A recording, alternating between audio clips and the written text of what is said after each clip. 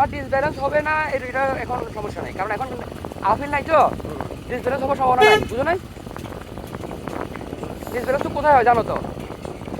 আফিলে যখন হ্যাসকা টান মারবো তখন, বুঝো নাই? ও ব্যাগ থেকে নেওয়া যাচ্ছে এখন, হ্যাঁ ব্যাগ এখন আমাদের উপরে যাবে।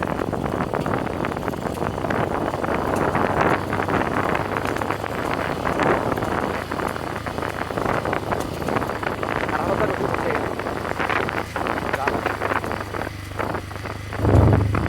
খালি তো দেখতে পাচ্ছি না। হ্যাঁ ওই ছেলেটা নিয়ে সবারই ফিরে গেছে, বুঝছো রে?